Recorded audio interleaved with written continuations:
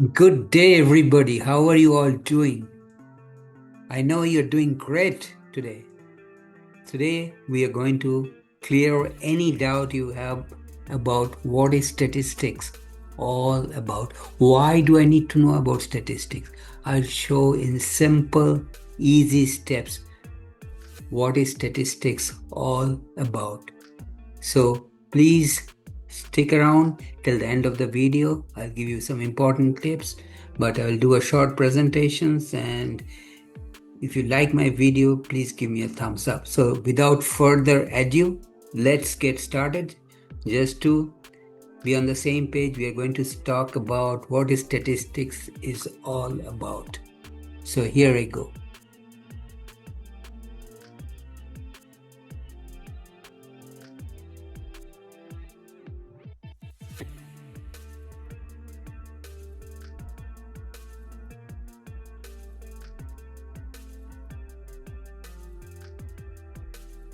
So why bother? Why study statistics?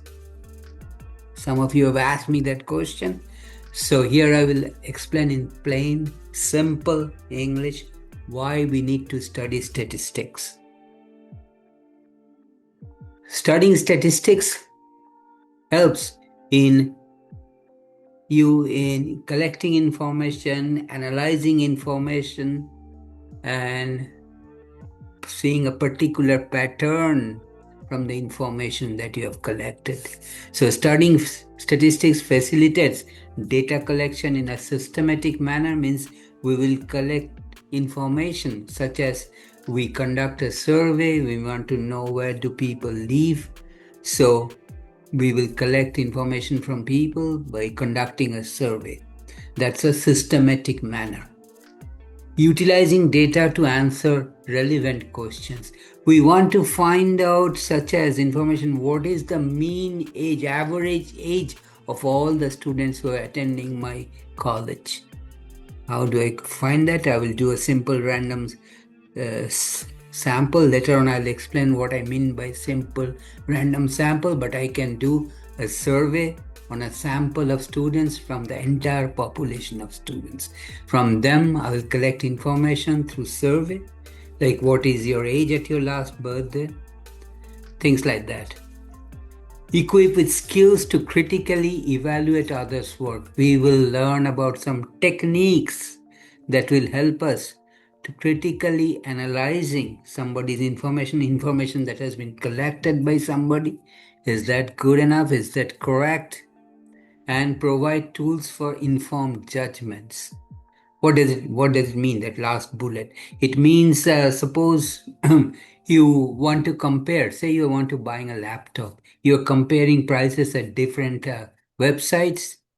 So informed judgments means you compare not only the prices, but look at the prices of identical laptops with the same memory, with the same processor speed, and so forth. Then you will be comparing prices at different websites. Okay, and that statistics will help you because you're comparing numbers, which are prices of laptops in this case. Statistics facilitates in better analysis and drawing statistical conclusions. Extract information from tables, charts, and graphs. I already told you are going to make a decision about a laptop computer that you're going to purchase, and you have at your disposal several websites where they're uh, advertising for the same type of laptop with same processor speed, same memory. You're comparing the prices, so you can make a table such as Amazon. What is the price? Another website, what is the price? So you have a table of prices for the same computer at different websites, and you can compare the prices.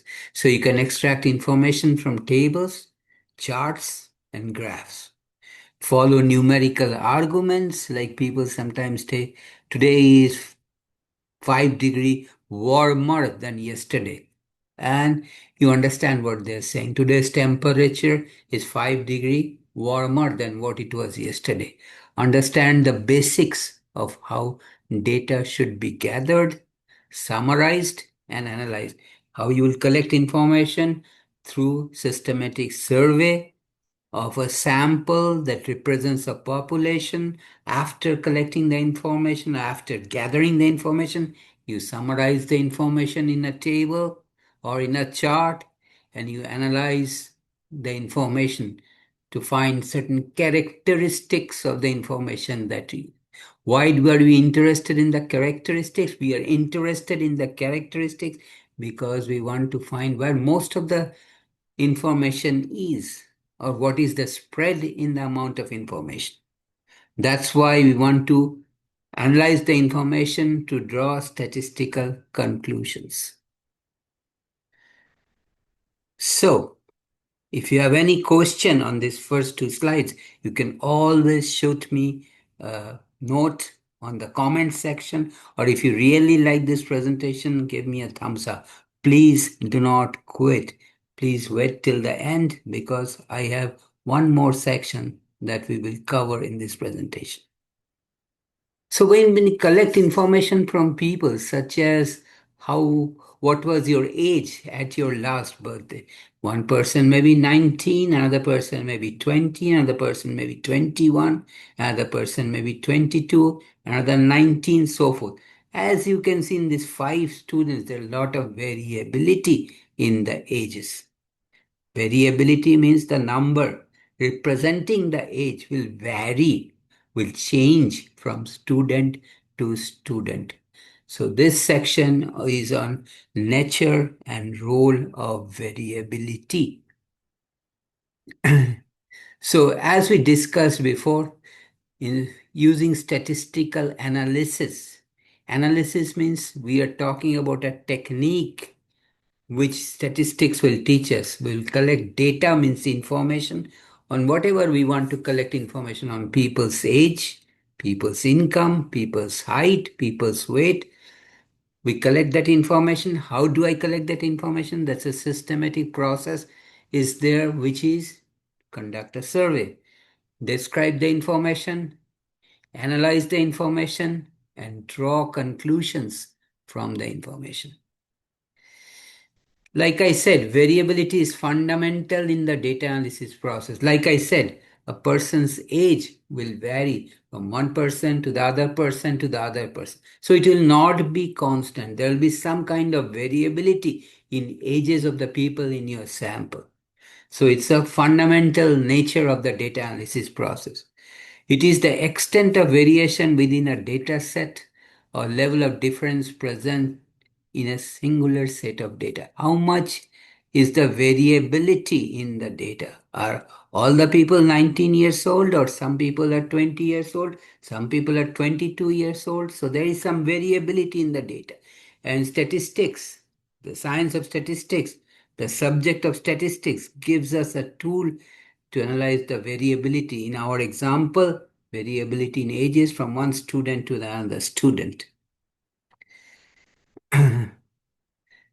So here they're talking about the, let's make sure that we, nature and role of variability. So by knowing about statistics, by learning techniques from statistics, we'll able to distinguish common and unusual value.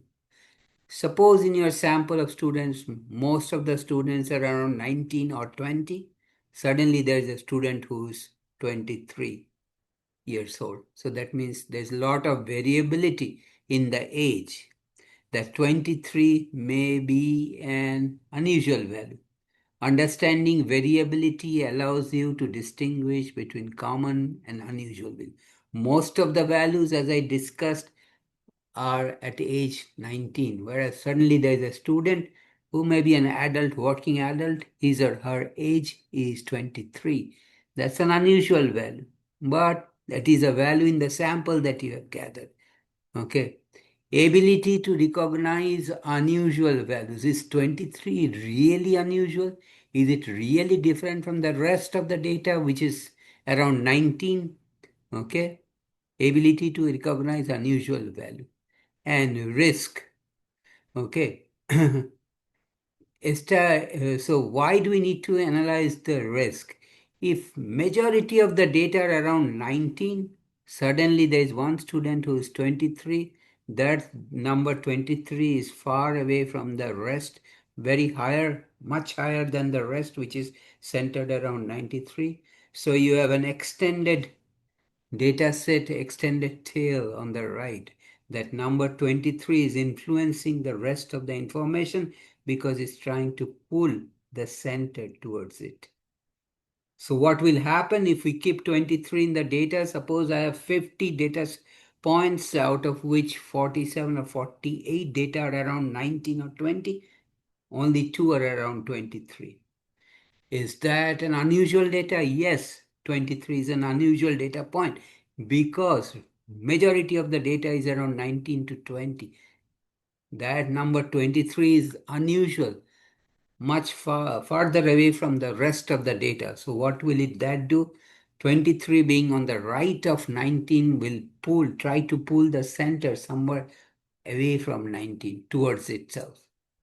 So if we keep 23 in the data, it will skew our analysis. And there is a risk. What is a risk? Is a chance of coming to a wrong conclusion based on keeping that 23 data point in our data set. So by learning statistics, we will be able to assess what is the risk of keeping 23, which is far away from the rest of the data in our data set while doing an analysis. Enables you to quantify the chance of being incorrect when a conclusion is based on data. Okay, as I told you, an outlier, that type of data 23, which is far away from the rest, 19 center, 23 over here, is called an outlier, far away on the right. It will influence our analysis. Statistics will teach us what is the probability of making an incorrect decision based on keeping an outlier in the data. Outlier is a number which is far away from the rest.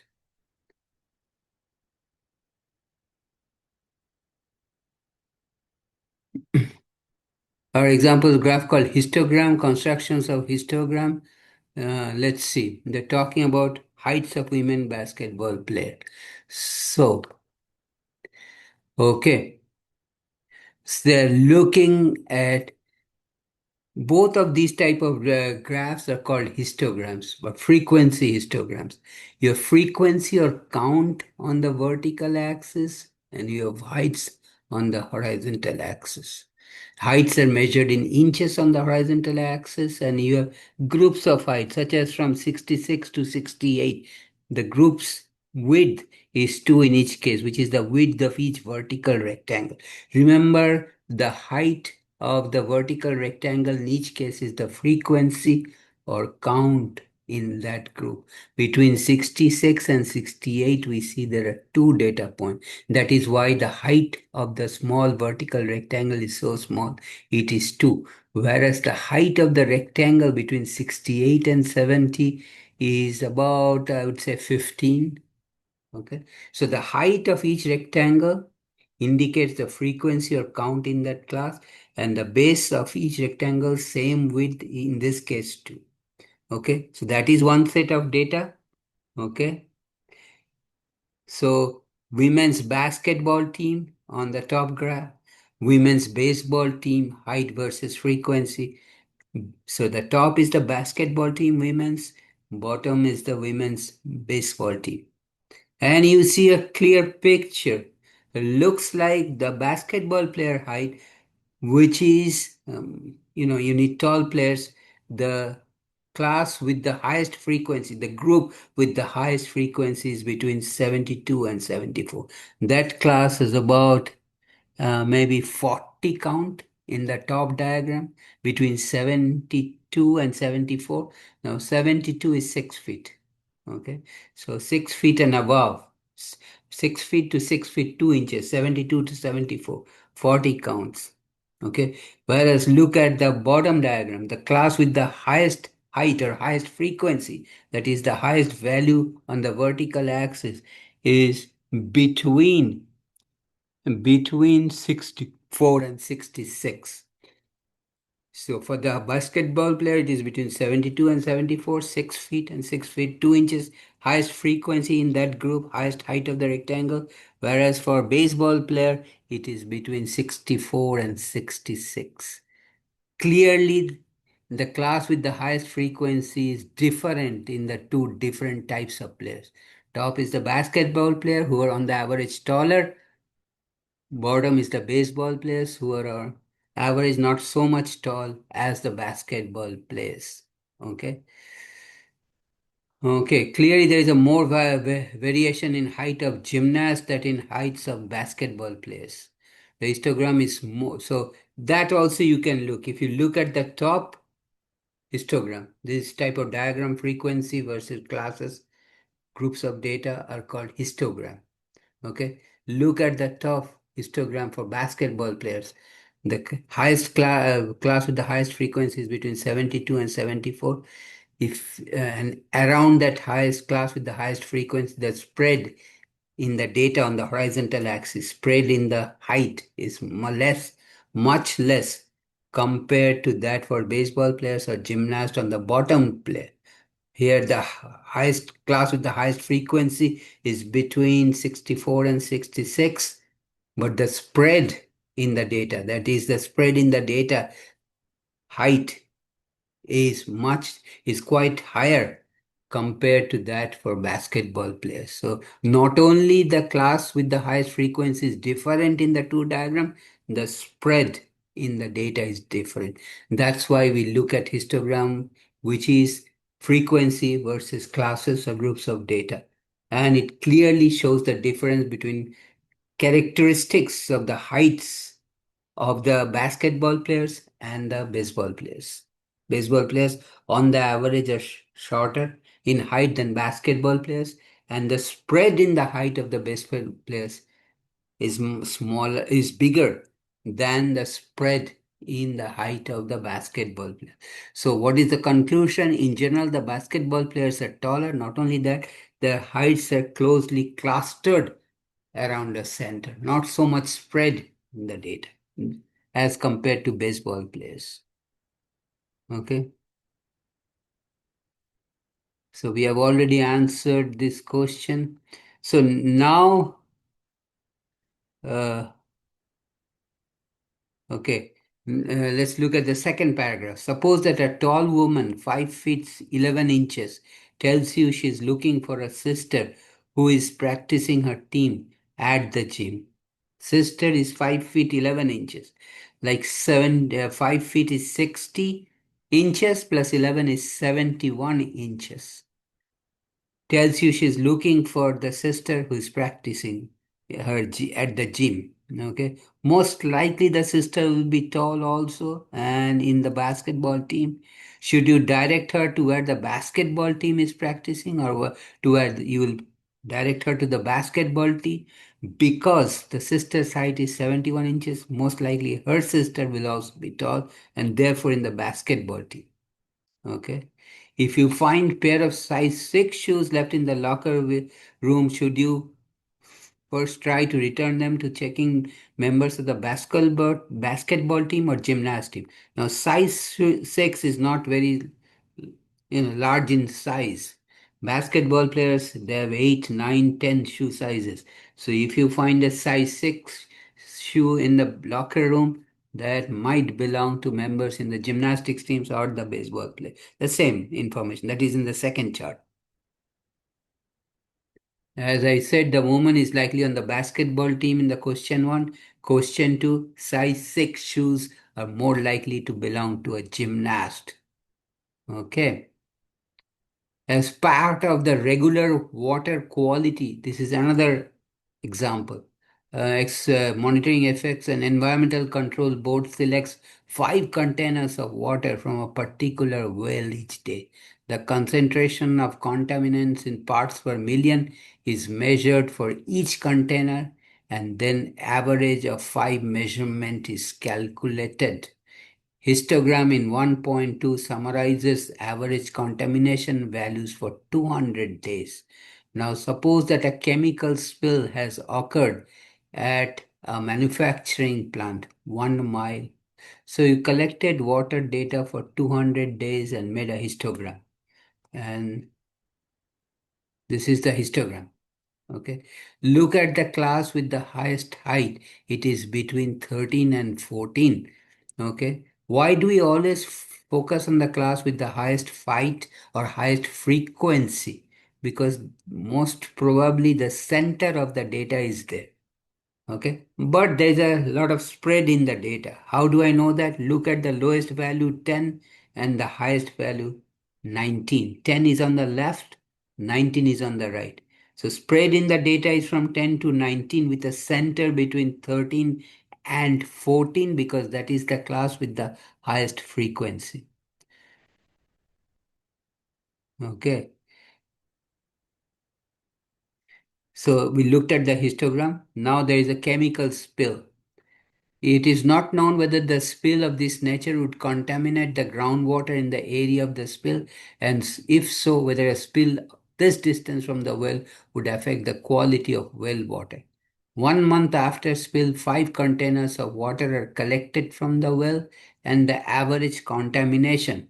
So, after the contamination happens, 1 month after that event, we collect samples of water, and the average contamination is 15.5 parts per million. With a partner, discuss the following. Be prepared to share your size. Considering the variability before the spill, should you interpret this as evidence that the well water was affected by spill? What if the calculated average was 17.4 parts per million? So first 5 sample gave you 15.5 parts per million of the contaminant. Next, if there is a situation where the mean was 17.4 parts per million, what about 22 parts per million? Okay. So, as I told you, the center is 13 and 14. If you get 5 samples with an average of 15.5, that is not too far away. Notice 13 and 14 is the class with the highest frequency. That is the center of the data. 15.5 is not too far away from the center. Now, if you get 17, that is far into the right, before the spill, the average contaminant concentration varied from day to day. An average of 15.5 parts per million would not have been an unusual value. As I said, it is not too far away from the center of the data. 15.5, locate that on the base between 15 and 16. So 13, the center is between 13 and 14. If you get a sample is 15.5, which is not too far away from the central class, which is between 13 and 14. On the other hand, an average as large as 7, notice 17.4 is between 17 and 18 on the base. It is pretty far off from 13 and 14. Now you're starting to get samples which have high level of contaminant because the concentration is pretty high and you're getting concerned. And then 22 is far away from the rest. The remaining data are between 10 and 19, normal data set. And now you have a sample with 22, which is far away from the rest. That means definitely there is some contamination going on in that well, water of the well, because of the spill, chemical spill. So bottom line, we should be concerned about the quality of the water coming out from that well. Okay, so this is all I wanted to cover today. Basically, I talked about what is statistics, how does it help us. Remember, statistics is the science of collecting information through surveys in a systematic way, analyze that information, and try to get a picture or a trend or a pattern from your analysis. Okay. And if you locate for where most of the data is, that is the center of the data, you also look for the spread in the original data, that is how far it extends to the left from the center, how far it extends to the right of the data. If you find a data point which is far away from the lowest to the highest, such as in this case, we found a sample with 22, rest of the data are from 10 to 19, we should be concerned. Okay. If we look at this curve on the picture histogram, we see the center is between the class in the class 13 and 14. because that is the bar with the highest count or highest frequency or the highest height. If we get a sample with 15.5, it is not too far away between from 13 to 14. So we will not be concerned. On the other hand, if we get a sample with 17.4, we will be concerned because it is pretty far away from the center. And 22 is out of the picture, so 22 is definitely outside the normal range of this data. So we learned about the center of the data, the spread in the data, and we find out which is the central class by looking at this frequency histogram, frequency or count of data on the vertical axis and groups of data on the horizontal axis. The class with the highest height is the class where the center is located. And then we look for spread around the center also. That's all for today. If you have any question, write me a note. Please let me know where you are watching from. I would love to get that information, where you are watching from. Are you interested in learning more about statistics? Please let me know that too. And if you have any question, comment, do write to me. And if you like this presentation, please give me a thumbs up. It really motivates me to do more presentations that is of importance that you would learn from. So please give me a thumbs up. And if you like this video, share with your friends. You and your friends, please subscribe to my channel by hitting the red subscribe button on the bottom right corner. And please do not forget to click on the bell because that will notify you every time I upload a new presentation. And please do not forget to watch me tomorrow. Please do come back tomorrow. I'll have a new presentation going all for you. Okay. Thanks. Really thanks for taking the time out of your busy life to watch my video. Thanks. Take care and I will see you tomorrow.